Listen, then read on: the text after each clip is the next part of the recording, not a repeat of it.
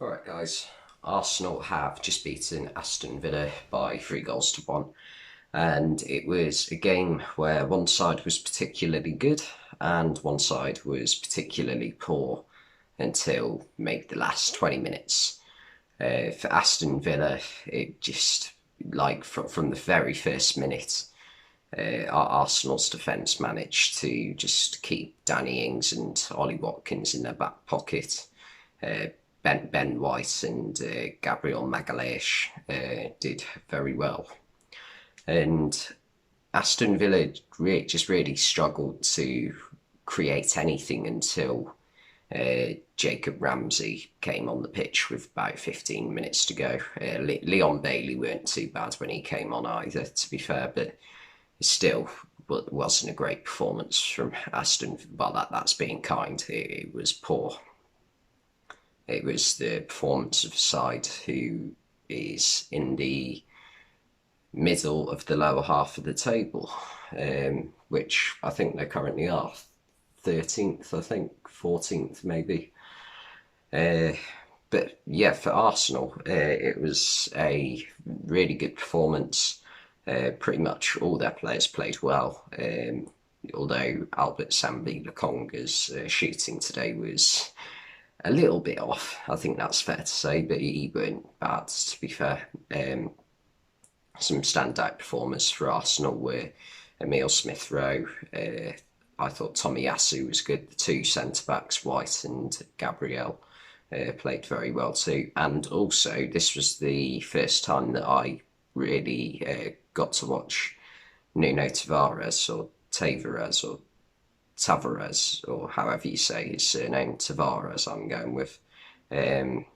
He really impressed me attacking wise. He looks really comfortable with the ball at his feet and running down the wing with the ball, which is what Arsenal needs on that left side, and he looks like a brilliant backup option for Kieran Tierney, or even as an option if Arsenal want to play three at the back. Kieran Tierney slots in as the third centre back, and Tavares could make a wing back. Like, he's a really good player to have in the squad, or he looks that way at least. Anyway, Thomas Partey made himself a real threat in the box, and he got the first goal of the game about a minute or two after hitting the post from a corner sort of goal line scramble, where he just toe poked it, and it looked like it was going top corner but hit the woodwork. But the corner he did score from, it was poor defending from John McGinn and Tyrone Mings, really. They let him run free far too easily, and flick on their header past Emiliano Martinez, who, to be fair, Martinez didn't have too bad a game. He saved a shot from Bukayo Saka, but that was more of a poor effort from Saka. It was a good run down the left by Nuno Tavares, and he crossed it in, and Saka tried to go with his weak foot, which I rate, to be fair. I think if it falls on your weak foot, just give it a go, instead of trying to take a touch and bring it back onto your left foot, which gives defenders time to get back. But it was a fairly poor finish. He managed to get power on it, but it was straight down the middle. Definitely should have scored, really. Lacazette also played well for Arsenal, same with Aubameyang. Yeah, it was just a brilliant performance from Arsenal today. The second goal came just before half time, when no one really had possession of the ball. It sort of fell to Matt Targett trying to clear it whilst he was already on the floor. He swung a foot at it, but Lacazette did really well to get his body or his foot between man and the ball, and Targett kicked Lacazette, and Lacazette went over. It was just before half time. The referee blew the whistle, and then they did the VAR check and then went back for the penalty. I think that's happened before. It was Man United v Brighton last season. Neil Maupay handball, and Bruno Fernandes scored the penalty. But yeah, Aubameyang took the penalty. Brilliant save by Martinez, who did his usual antics, trying to put off the penalty taker. But I don't think he really put him off. I think it was more of a really good penalty and an even better save. It was just unfortunate that when he did save it, it fell back to Aubameyang, and Aubameyang put it in the 75% open net. Made it 2-0 at half time.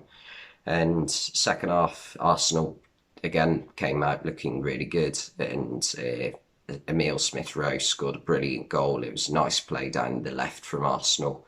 Nuno Tavares played it into Aubameyang. Aubameyang produced a really nice flick over the top for Emile Smith-Rowe.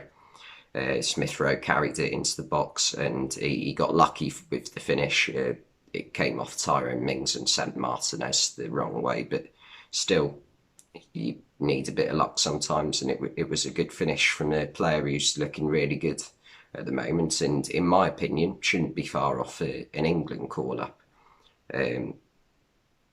I think at the moment, well, who've we got in that like number 8/number 10 position at England? We've got Mason Mount, Jesse Lingard, James Maddison's currently not involved, but Jack Grealish as well, I guess, goes in that slot as well. Who else? Who else plays for England in that sort of position? Ward-Prowse is a bit deeper, isn't he? But you get what I'm saying. Mason Mount currently not really in his best form, so in November I'd quite like to see Southgate just give Mason Mount a bit of a rest, because Mount just looks like he's a bit knackered from not really having a break from football, probably since he first started playing for Chelsea. Because obviously, since the first lockdown, obviously there was a 2 or 3 month break from football. But yeah, he looks like he's knackered when he plays for Chelsea sometimes. So I'd quite like to see Smith-Rowe get given a chance and Mount just given a rest, really. But yeah, that's pretty much all I've got to say. And also the Villa goal, brilliantly taken by Jacob Ramsey. Lovely finish into the top corner off the crossbar. And yeah, it was a good Friday night's entertainment, and great way to kick off the weekend of football that sees Liverpool play Man United on Sunday at Old Trafford, which I'm really excited for. There's also a couple of decent games tomorrow. Brighton v Man City should be a good game, 3rd versus 4th. But yeah, anyway, thank you for watching this video, and I shall see you next time.